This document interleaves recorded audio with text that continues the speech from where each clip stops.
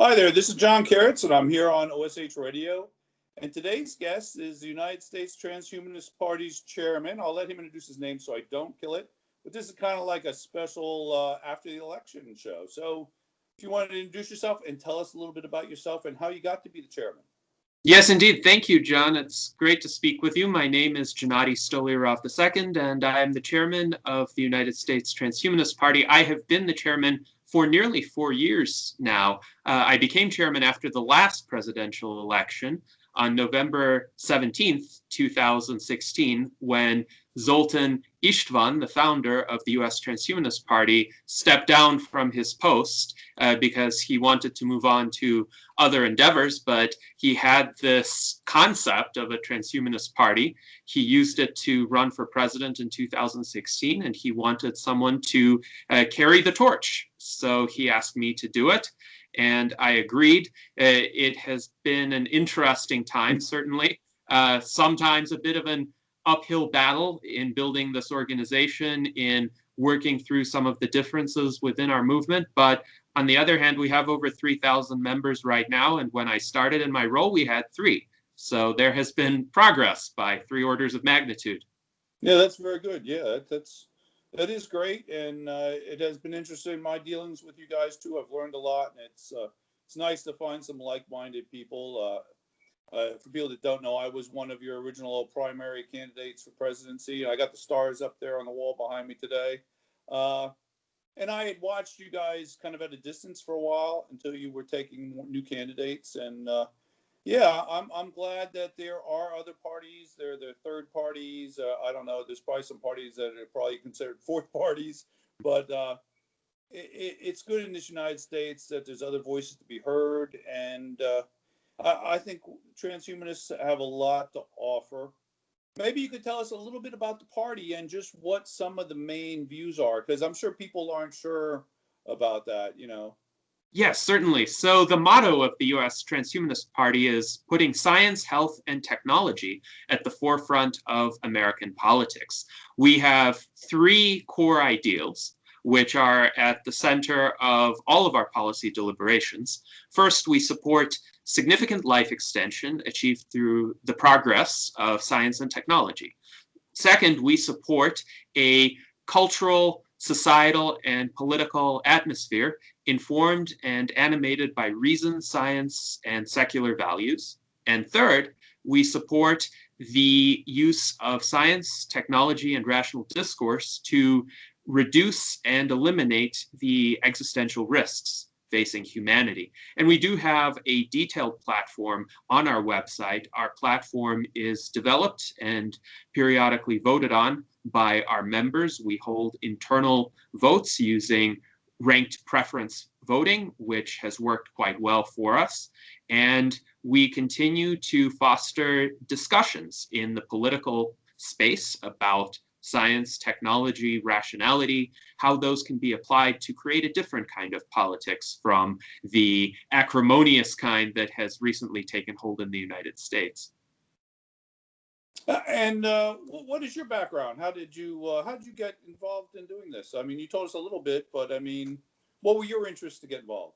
Well, I have been a transhumanist for some time, ever since I found out about the philosophy of transhumanism back in 2004.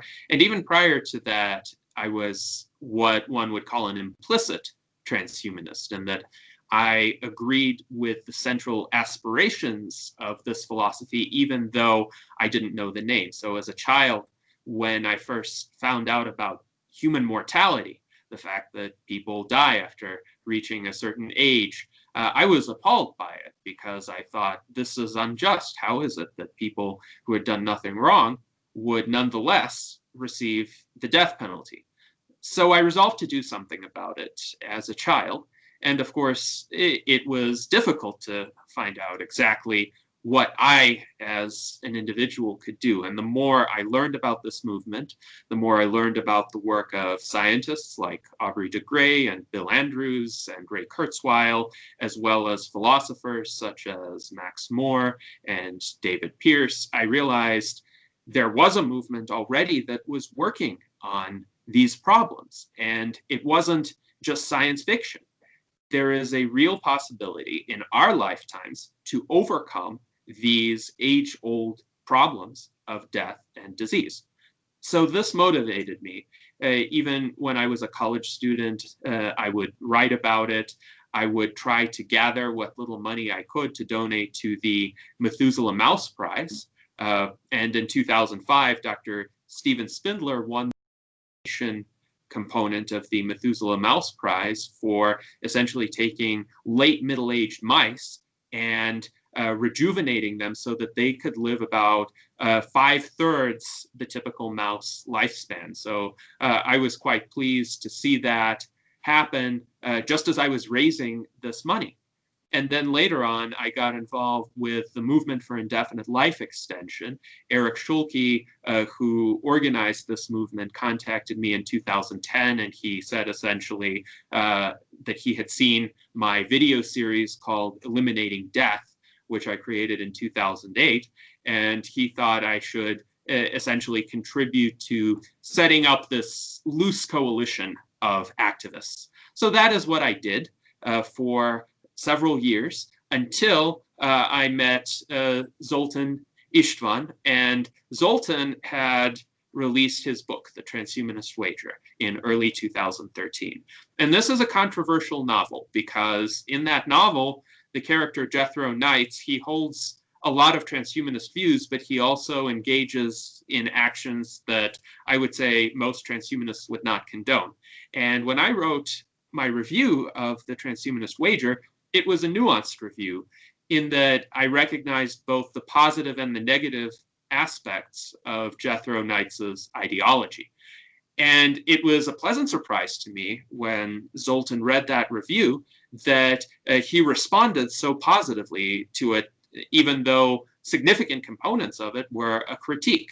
And I realized this is a rather open-minded individual. He's willing to take criticism as long as the criticism is founded in the facts of what is being criticized. So a lot of people, I think, were unfair to Zoltan in that they were attributing the views of Jethro Knights to Zoltan himself, or they were seeing the novel as some sort of plan for world domination, which it certainly wasn't. It was more of a cautionary tale about what could happen if the proponents of technological progress, the transhumanists, and the reactionaries, the bioconservatives, the Luddites, clash, and there are these escalating tensions in society until extremists in both factions take over. So he was illustrating a scenario to be avoided, and I pointed this out in my review, and he thought that it was a well-reasoned response to his book.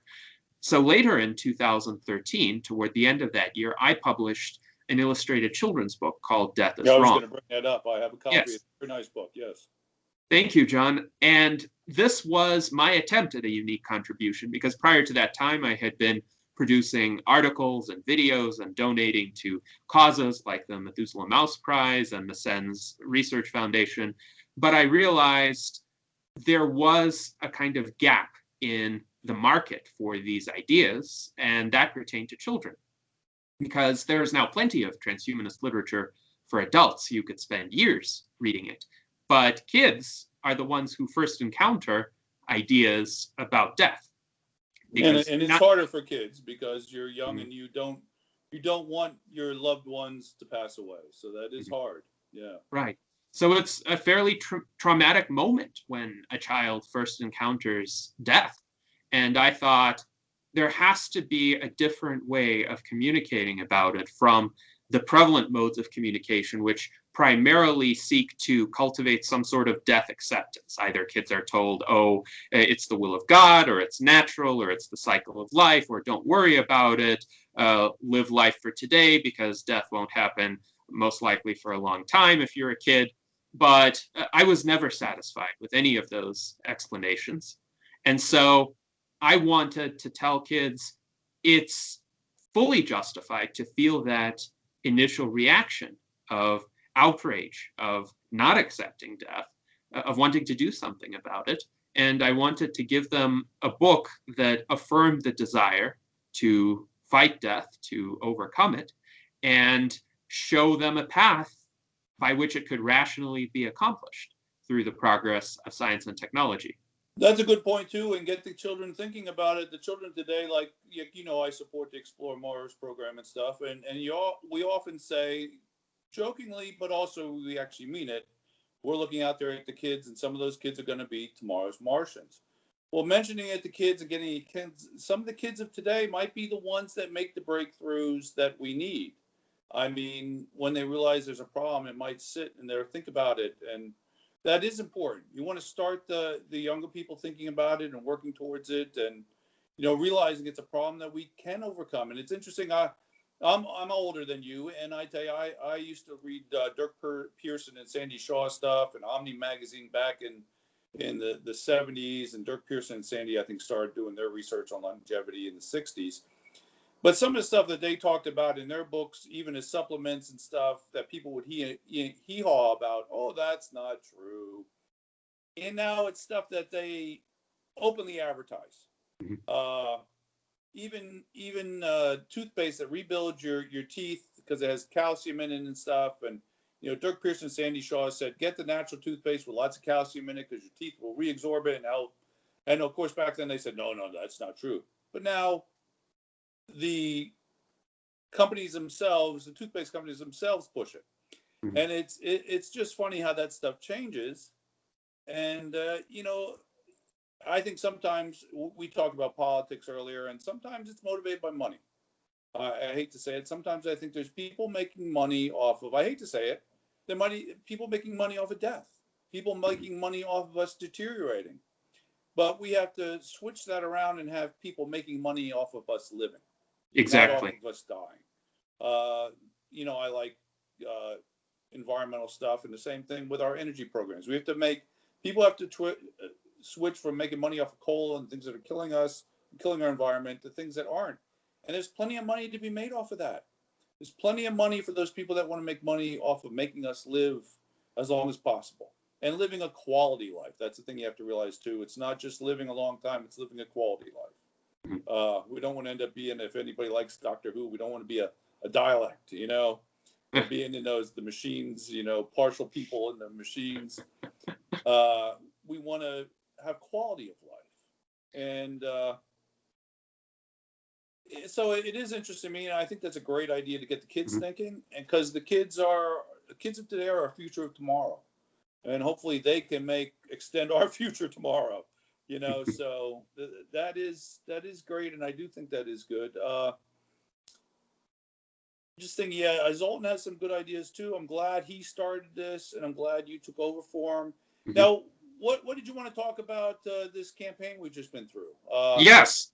So the U.S. Transhumanist Party had a highly dynamic, sometimes tumultuous election season for this cycle. And of course, you were one of our 9 candidates in the primary. I'll make a confession. I put you in first place I thank you for that. So this is not something I generally disclose to the members at the time the voting takes place, but now that it's all over, I'm happy to announce that, because I thought you ran a good campaign, very thoughtful, very policy oriented. You brought up a lot of valuable areas for discussion, like space policy and energy policy, and also healthy longevity, which is a major emphasis of the U.S. Transhumanist Party.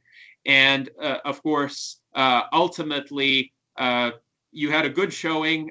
You didn't win the primary, but I think you ended up in a better position than the candidate who did win the primary, because you're now our director of energy issues.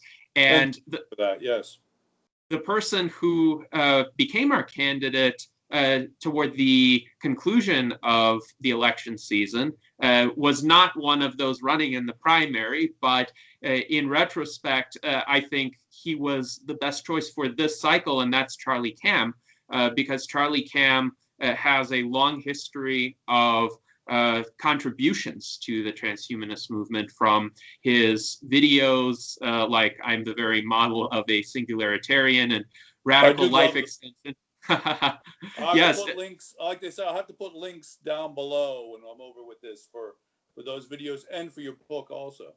Yes, indeed. And I knew as a musician you would appreciate those videos. And he also organized the Transvision Conference in 2007. He's one of the co-organizers of the forthcoming Transvision Conference in 2021.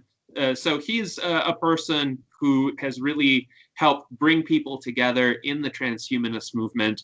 And in June of 2020, it so happened that our rules of succession within the Transhumanist Party led him to become our presidential nominee. And it's interesting how that happened because he said if he had been asked to run in the primary, he would have never run because he doesn't like the contentious nature of those kinds of competitive political processes. But sometimes you can have a person who is quite well suited for the job because the role of a representative, an ambassador for an organization, requires a different skill set from the skill set that it might take to win an election. And then Charlie made a great selection in August of this year for his vice presidential running mate, Liz Parrish. Now, Liz is well known in transhumanist and life extensionist circles as the first person to have received a combination gene therapy to address some of the effects of biological aging. And she had to go to Colombia in 2015 in order to have this treatment administered to her. But it was an extremely courageous act on her part because the consequences were not known in advance. It turned out well for her, but there could have been a different outcome. So she's one of those people who is willing to take that calculated risk in order to move science forward, in order to move our knowledge forward. And then through her company, BioViva, she has been seeking ways to make gene therapies available to patients with various conditions. So she has been instrumental in advancing the gene therapy field. And she's a great speaker.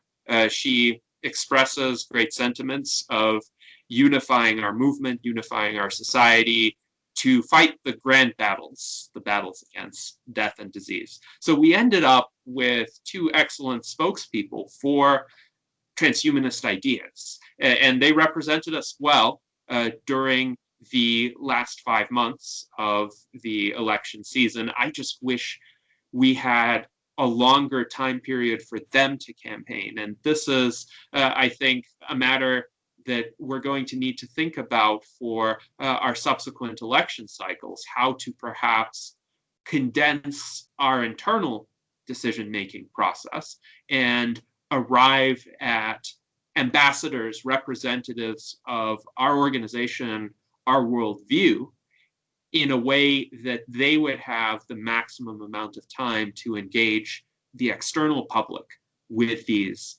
ideas. So I'm very much open to recommendations about how to do that. Maybe we had our primary too late, or maybe we protracted it too much, or maybe we should have had more stringent filters for candidates, though of course you would have been allowed to run any day, and likewise anybody. It was an interesting group. I mean, it's interesting, to get things going, and sure, there was some interesting stuff going on, but sometimes it does make attention. I mean, one of the things we have talked about, though, about getting out there is getting more people out to run for other offices. If through the next 4 years we have people running for other things that are transhumanists, even if they run as a Green Party, but they say they're transhumanists, something that gets the name of transhumanists out there and transhumans out there and the concepts, I think that'll make it more obvious to people, or more that it triggers something in their mind. I think it can bring up the wrong ideas to some people if they associate it with the wrong things, and so it's I think it's good for us to keep moving, keep doing other things. Everybody that we work with, if there's something local, get out and do that.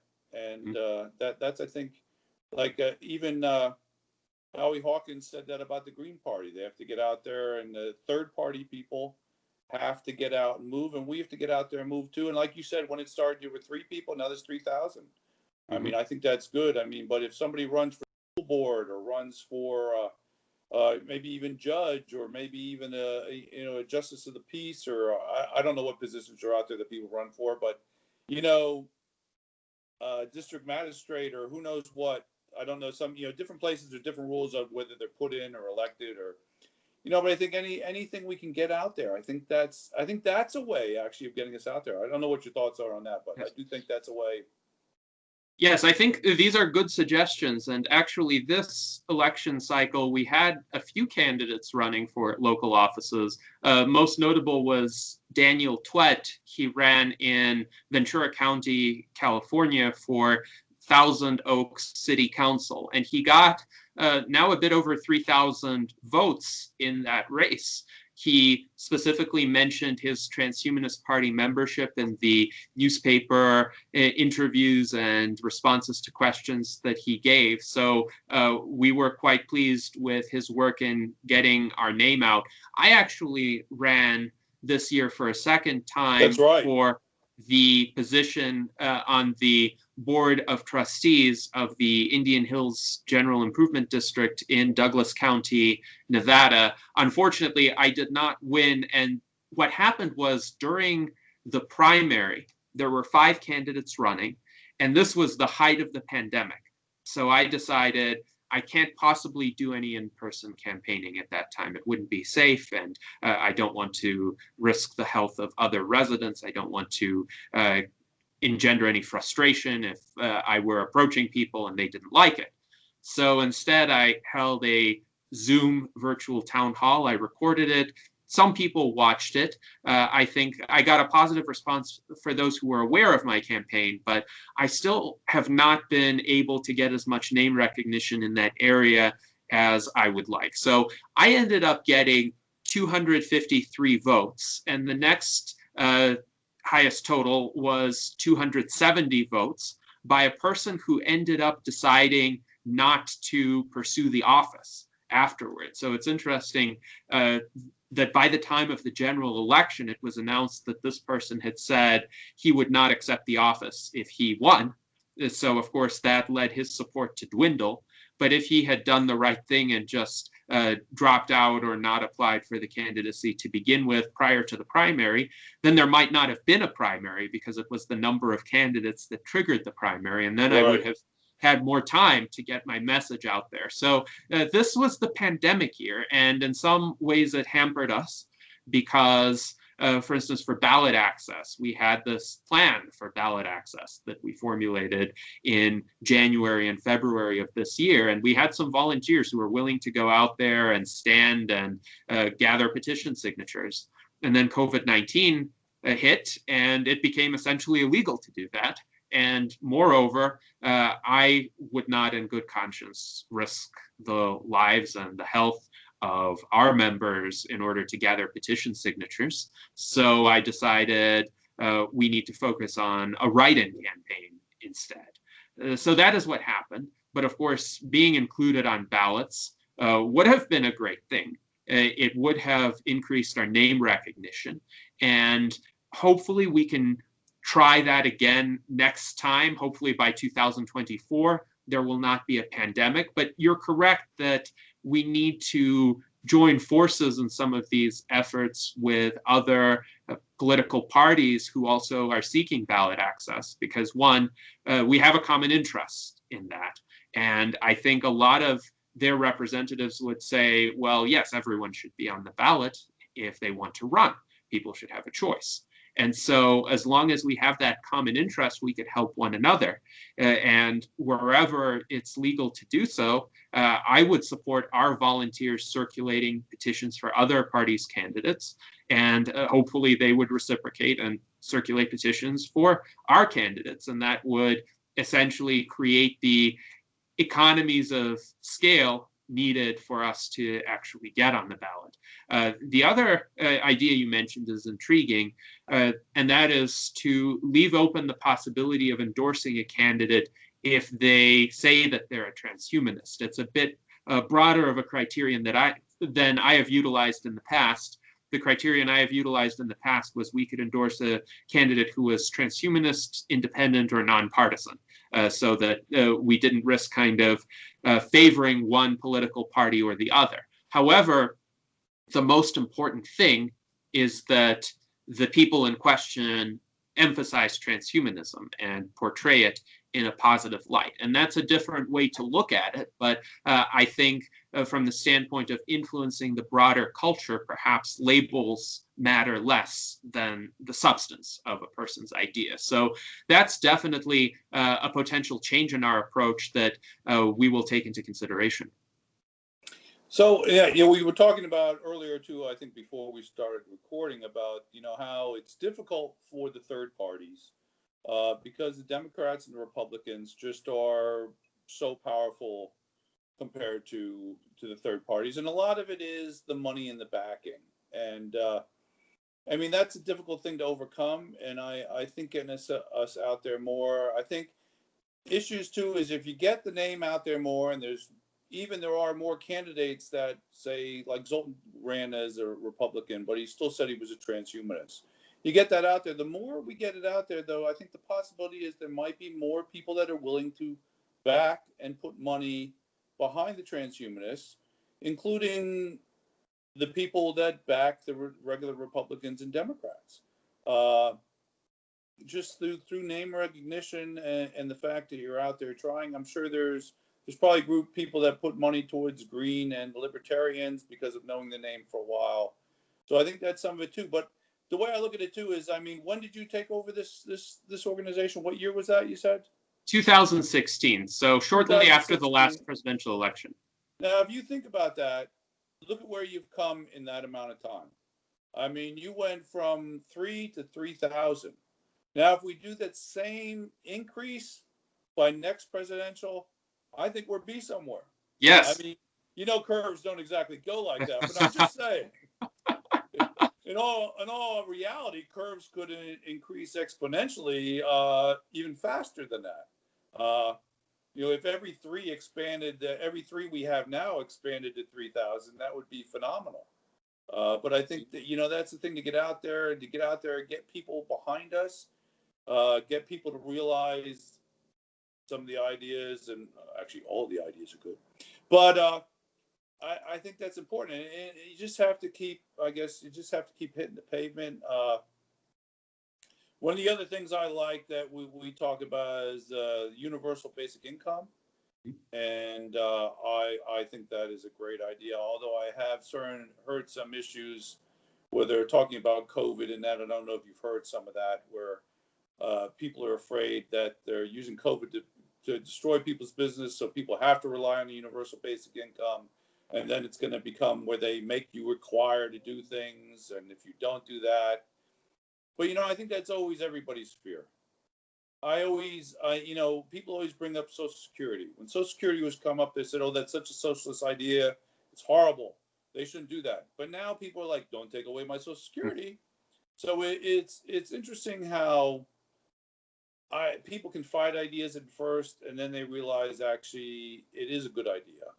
I think it's important for us to take care of our people, health-wise, life-wise, and also people talk about robots, and you always hear people complain about robots.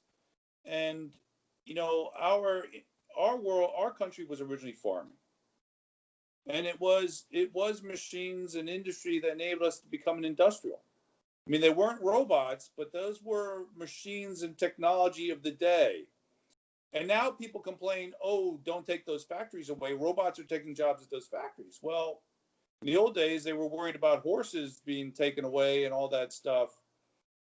But I look at it myself as there's more to human beings than doing routine functions. I mean, you don't want to say a monkey could do it, but the machines can do routine things that we have better things that we can do as human beings. We can think in abstract ways and do abstract things other than just moving a box or stamping something. I mean, is that really what job you want in life, is to move a box and stamp something, or go down into the mine and just chip away at coal all day? I mean, I mean, I know that's my grandfather and his brothers. They supplied coal to people and did coal companies. I mean, they didn't necessarily mine it, but they supplied it and yeah, and transported it, and that made money for my family in the day. Part of my family also had a shoe factory and made shoes. I mean, and they didn't want machines. That machines destroyed that business too. But yet we've moved forward, and I mean, I think we want more for our family and for our generations than just to be down in a mine. We want them to be able to be, I mean, sort of like the old army ad, be the most you can be, you know. I mean, so I think that's what we want for our people and for the whole human race. I'm sorry, I was off on a little bit of a Mhm. soapbox there, but I think that people don't realize that, and I think that that's the thing is, and it is a global economy, and we have to work with other countries, and we have to look forward to the future, not look back to the past. I mean, we Yes, have to indeed. look what we can do new and different, and advance our society and ourselves. If we never wanted to go beyond hunters gatherers, we would have never became farmers, which moved us. We only wanted to farm, we would have never gone to industry. I mean, we have to move forward, and in the future probably is going to be something new, and people are going to complain about what happened to the robots. I don't know. So Well, it's interesting. I think it's important to essentially recognize, as you pointed out, that people are not just one particular occupation. Their identity shouldn't be defined by whatever they happen to be doing to earn money, because that could change. But there should be some more fundamental core about what does it mean to be a particular person? What values does a person have? What aspirations in life? And it's not just doing the same thing over and over again. So I actually look forward to a time when it becomes culturally accepted for people to perhaps, yes, have some particular occupation or occupations, but see it more as a means to an end, a means to living a fulfilled life in other respects through one's own projects, through endeavors in philosophy or music or art or political activism or exploration or all of the above. well, I It, tell you something that worries me talking about art is, building things. Mhm, Like Barcelona, they have that church that they've been working on for 100 years. I think it's beautiful.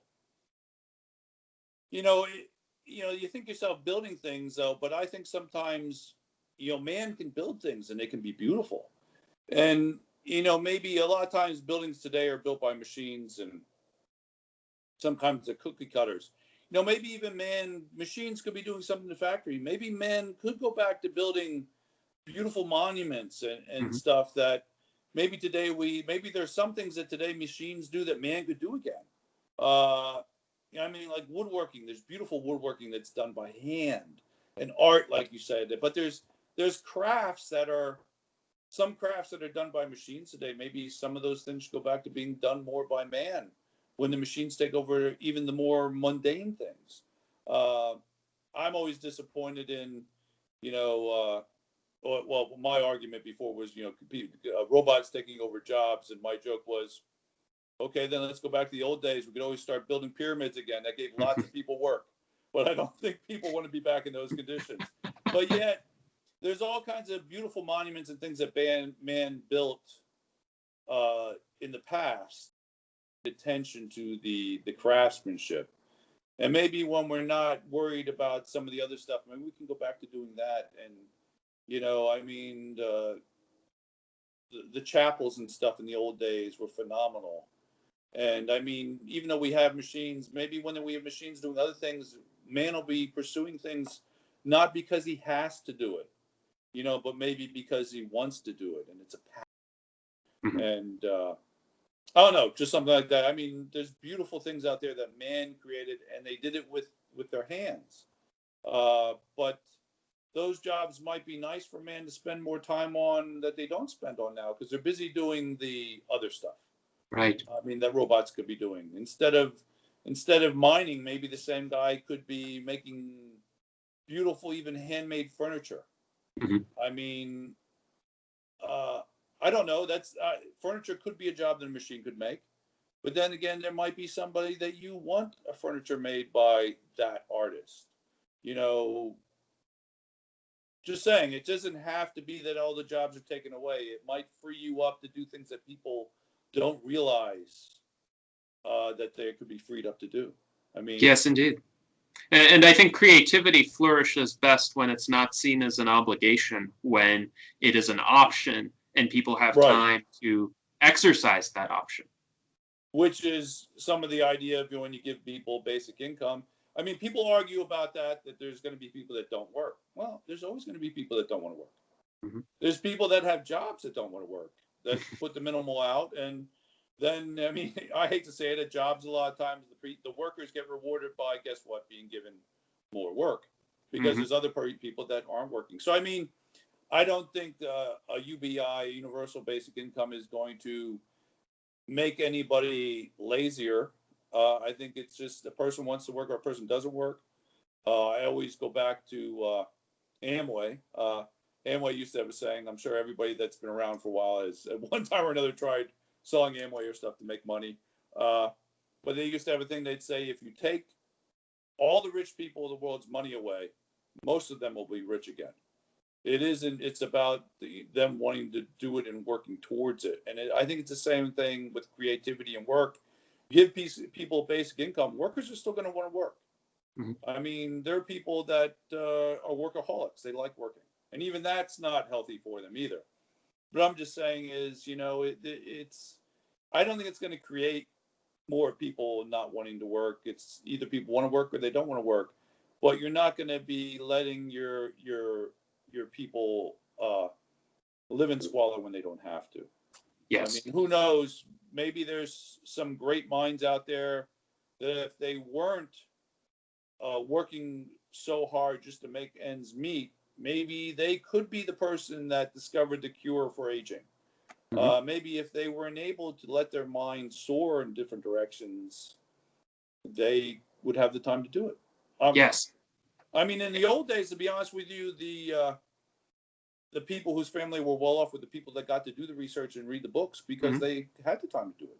I have to admit, my great grandfather himself, Werner Shoe Factory, which is in Oryxburg, Pennsylvania, shoe factory went down, but he got had his doctorate. He was off teaching college. He pursued academia, but what enabled him to pursue academia was because the family had a factory and sent him to school to pursue academia.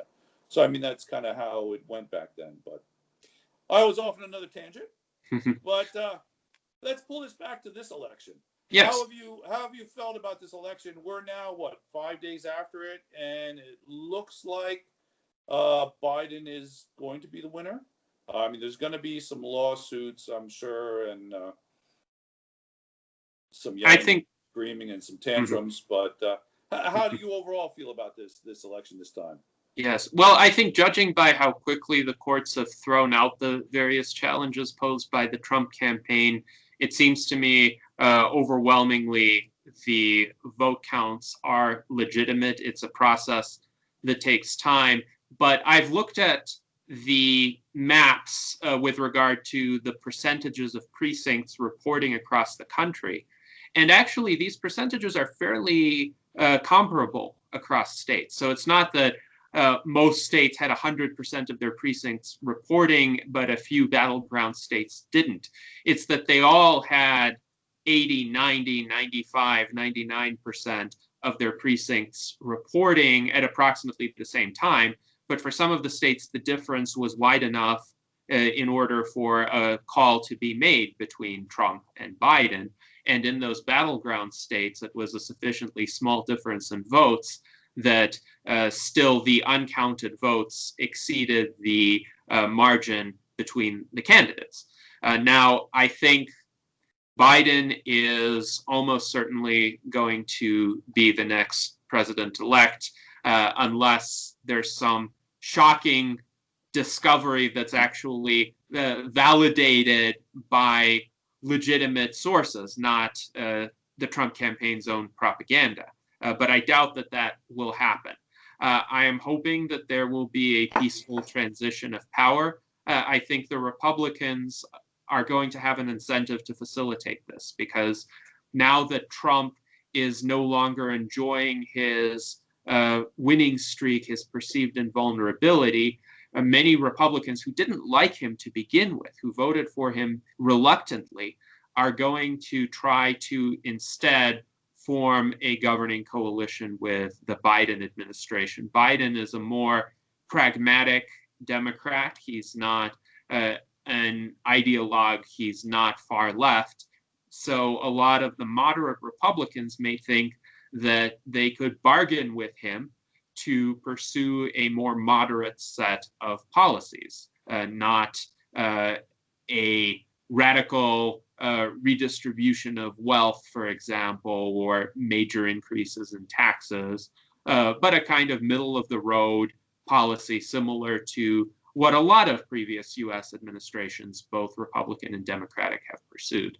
So I think Trump's support is going to fall away. He's going to be increasingly criticized from the Republican side because he will be blamed for essentially bringing that party down into the gutter, which he had done.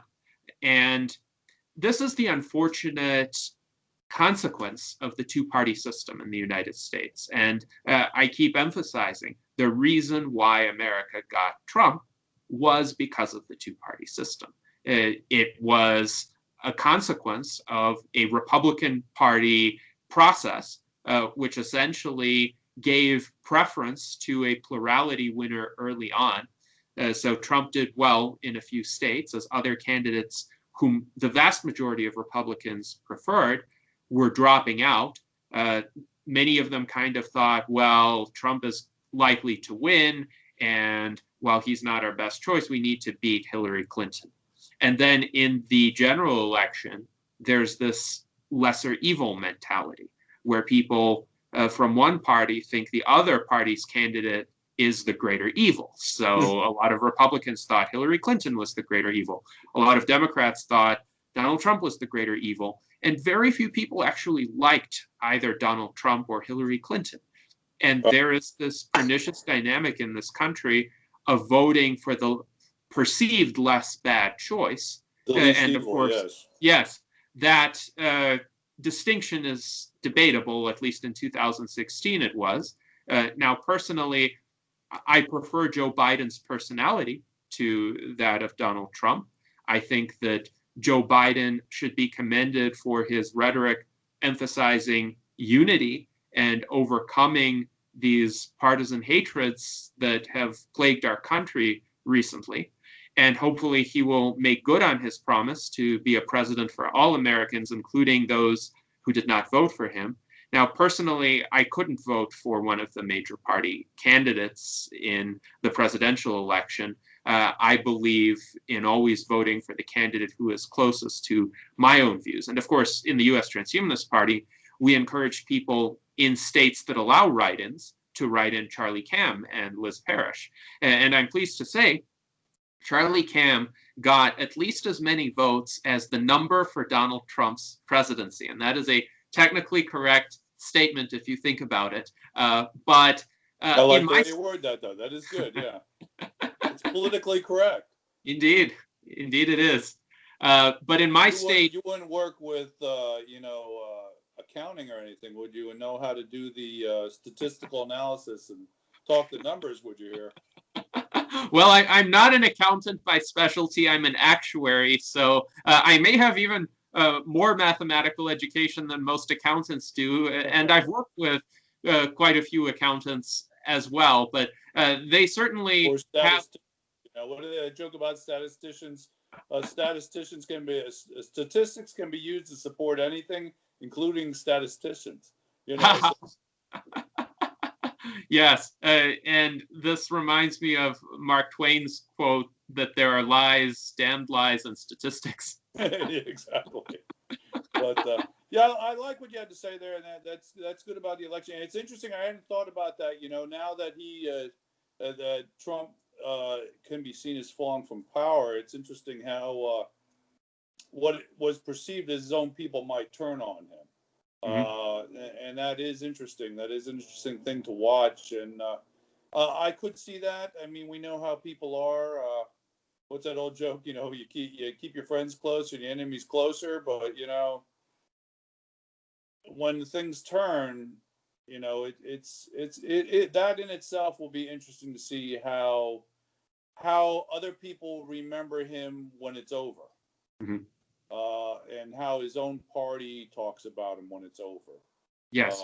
That will be interesting, to be honest with you, and to see what happened. I'm sure there's people that still won't believe different things, that are said, and will still believe hype and misinformation. But I had a philosophy teacher that had some interesting quotes, which I will not repeat on here. But I mean, so it's true. It is interesting. And like I said, I hope that the Transhumanist Party continues to grow. I hope all of us continue to get out there and do things. I guess I've had you on here for 45 minutes, but what else? Just what else? Other ideas might you have going forward for the Transhumanist Party and any third party? What do you see the future? What future do you see? Yes, indeed. So we are planning some improvements, I think, in our operations, which, if they materialize, could take our organization to the next level. First would be a greater emphasis toward project types of collaboration, where we would have essentially working groups to address particular goals or objectives. An example would be on the subject of universal basic income, where we've assembled a small working group to essentially create a concept paper outlining the U.S. Transhumanist Party's preferred approach to a universal basic income and how it could be implemented. And it's interesting, some of the discussion we had earlier on this show is relevant to this, because one of the key principles we would advocate is to make it truly unconditional, irrespective of what other income one earns, because a lot of people are worried that, oh, won't people just be discouraged from working? Won't they stay home? Well, not if they can earn money from other means and then have this basic income as well. I think from most people who are ambitious, that basic income would be a floor, but they wouldn't be satisfied with that floor. Right. They would want more. And I don't think you or I are going to quit our jobs if we were to get $2,000 a month. We would think, wow, we certainly appreciate it, but we want more than that. Well, I'm actually getting almost to retirement, so an extra $2,000 on top of my retirement, on top of Social Security, on top of my other investments. That might be nice, though. I will admit that would be nice. I've had friends that joke about that they made more money after retirement than they were making before retirement. So that's interesting. But yeah, I would still want to do things. It isn't, to me, am I going to do things? It's what am I going to do? Right. That's what it comes down to in my mind. What am I going to do? Not am I going to do things? And I think that's how to be for a lot of people. Absolutely. So a lot of our other initiatives will focus on bringing into being certain experiences or products that are going to help inform people about indefinite life extension, about the progress of science and technology. Hopefully, we can resurrect an old computer game called LEV the Game that focuses on longevity, escape velocity, and illustrating it in a way that is engaging, where one has a character whom, through various choices in life, one tries to get to live to be 200. At least that was the alpha version of the game. And the game creators planned to extend that to 1,000 years. Unfortunately, they essentially didn't have the resources to fully implement their vision. And they do welcome us picking that up and trying to recreate that kind of game for people. So that's another aspect. I'm thinking of expanding Death is Wrong, publishing a second edition of that book, since many events have transpired since 2013, both in my own life as well as in the state of longevity research. So more of that information. could be incorporated, perhaps alongside with crowdsourcing illustrations from various artists, so that this could be a more engaging book for young readers to interact with. And these are just some of the ideas, but at the same time, we hope, as I've said, to collaborate more with other political parties, to look at the candidates that are running and see if they're sympathetic to transhumanist positions, and if so, consider endorsing them. And then also, I think it's important that we continue to expand our focus on policy analysis and recommendation. One area in which the Transhumanist Party can make significant contributions is in taking positions on ballot initiatives in various states, either for or against, because those questions are already on the ballot. They are decisions that can be directly made by the people, and the hard work of putting them on the ballot has already been done. So then the task of the Transhumanist Party would be to look at the proposed ballot measure, look at our platform, look at our core ideals, our Transhumanist Bill of Rights, and see, does this advance the objectives of the Transhumanist Party as stated in those documents, or would it be contrary to those objectives?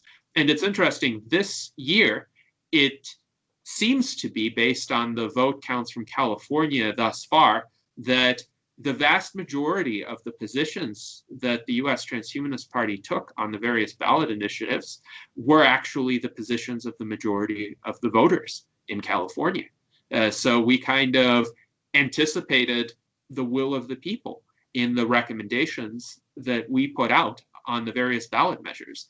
And that just speaks to the fact that transhumanism doesn't have to be seen as a fringe movement. It has a lot of aspirations, a lot of ideas that speak to the mainstream of the American public. It's just a lot of people are still not aware of what transhumanism is, what it stands for, and some of the people who are aware may have some misconceptions about it. So we should work at correcting those, getting our name out there in these ways that don't necessarily require running a presidential candidate. I still think it would be a good idea to endorse somebody for president in 2024, just to continue that pattern.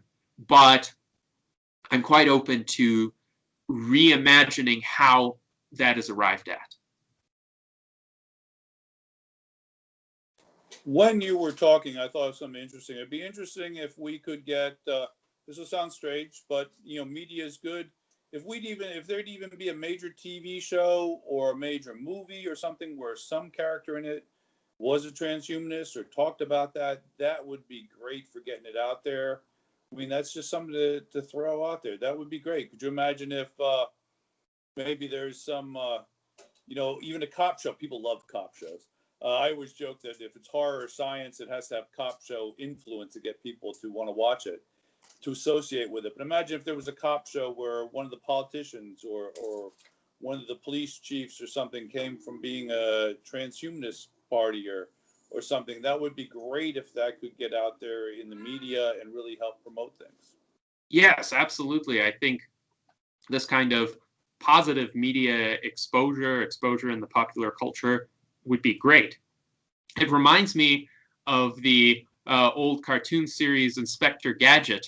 I don't know if you recall that, but I think Inspector Gadget is a transhumanist. It's just that term wasn't used, but he's definitely using science and technology all the time to solve problems, and he's pretty much a cyborg himself. Yeah, right, and to be better his own life. That's a great point. I love that. Tell you what, it's almost an hour we've been on here. I will let you go. We should do this again.